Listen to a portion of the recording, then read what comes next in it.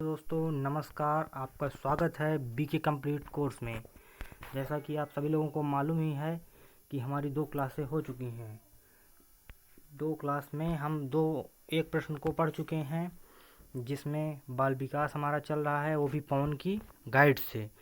तो हम आगे बढ़ते हैं। डीएलएड फर्स्ट सेमेस्टर के सभी छात्रों को हमारी ओर से स्वागत है। आइए हम दूसरा प्रश्न, बाल विकास का विषय क्षेत्र बताएं। प्रश्न है जो हमारा दूसरा है, बाल विकास का विषय क्षेत्र बताइए। तो चलिए जानते हैं इसके बारे में कि बाल विकास का क्षेत्र क्या है।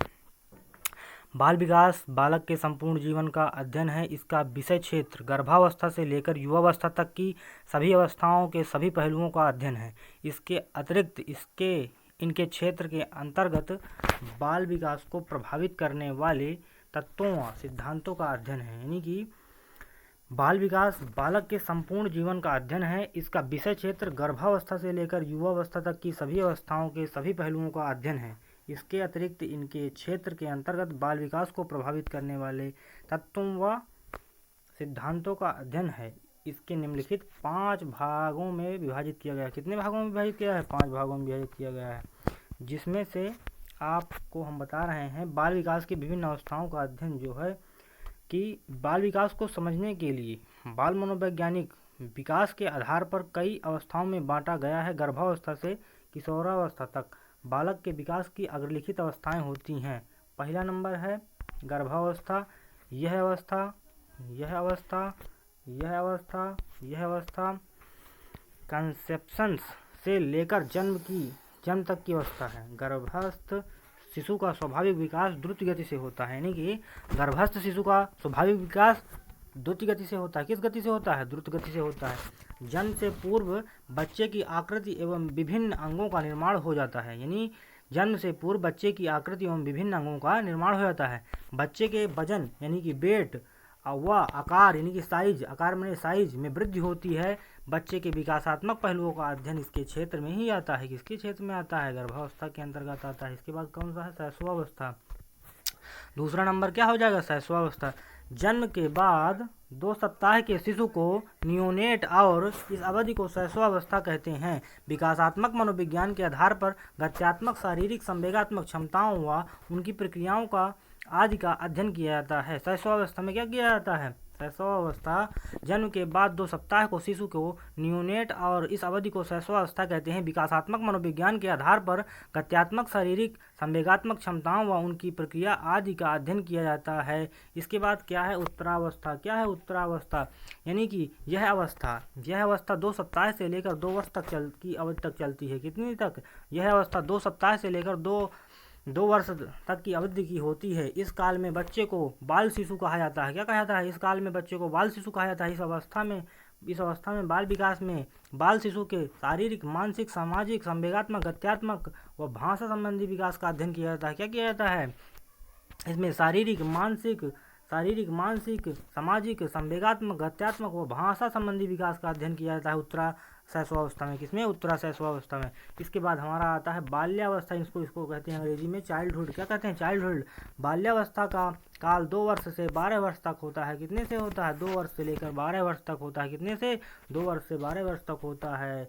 और बालक के शारीरिक, मानसिक, संवेगात्मक, नैतिक, चारित्रिक विकास के साथ साथ कल्पना, चिंतन, स्मरण, संवेदना, प्रत्यक्षीकरण, बुद्धि, भाषा, खेल, व्यक्तित्व इत्यादि का अध्ययन इसके अंतर्गत आता है। बाल्यावस्था के अंतर्गत आता है। किसके अंतर्गत आता है? बाल्यावस्था के अंतर्गत। इसके बाद वयः संधि के अंतर्गत क्या आता है? बाल्यावस्था व किशोरावस्था। क्या? बाल्यावस्था व किशोरावस्था के बीच की अवस्था इसके अंतर्गत आती है। शारीरिक विकास की दृष्टि से यह महत्वपूर्ण अवस्था होती है। यौन भिन्नता इस अवस्था को प्रभावित करती है। शारीरिक व मानसिक विकास की गति को प्रभावित करती है। संवेगात्मक व सामाजिक दृष्टि से यह अवस्था महत्वपूर्ण होती है। बालकों की अपेक्षा बालिकाएं संवेगात्मक रूप से विचलित हो जाती हैं और सामाजिक नियंत्रण खो देती हैं। इसलिए इस अवस्था में माता पिता का यह कर्तव्य बनता है कि उचित दिशा निर्देश करें व इस उम्र में बालक बालिकाओं को प्रशिक्षित करें। इसके बाद है हमारा इम्पोर्टेंट है जो किशोरावस्था। क्या है? किशोरावस्था के बारे में जानेंगे कि क्या किशोरावस्था 12 से 21 वर्ष तक की अवधि मानी जाती है। कितनी? 12 से 21 वर्ष तक की अवधि किशोरावस्था में मानी जाती है। कितनी? 12 से 21 वर्ष की अवधि मानी जाती है किशोरावस्था में।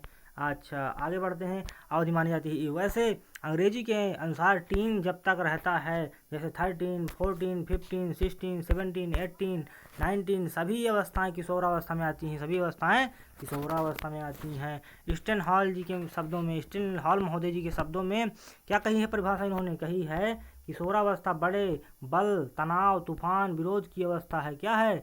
किशोरावस्था बड़े बल एवं तनाव, तूफान की अवस्था है। इस अवस्था में यौन विभिन्नता की प्रधानता के कारण किशोर व किशोरियों में प्रतिक्रिया, मनोवृत्ति तथा जीवन शैली में परिवर्तन होता है।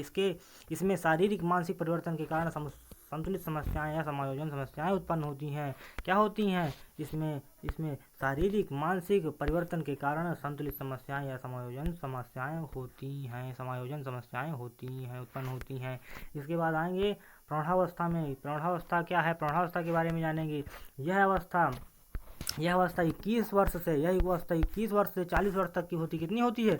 21 वर्ष से 40 वर्ष तक की होती है। इस अवस्था में बालक अधिकारों एवं कर्तव्यों को समझते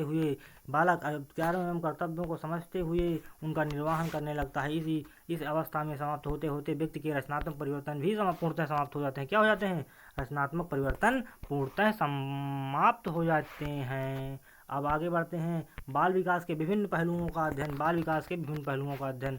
बालक के व्यक्तित्व के समस्त पहलुओं का विकास गर्भावस्था से बालक के व्यक्तित्व के समस्त पहलुओं का अध्ययन गर्भावस्था से शैशवावस्था में नहीं हो पाता।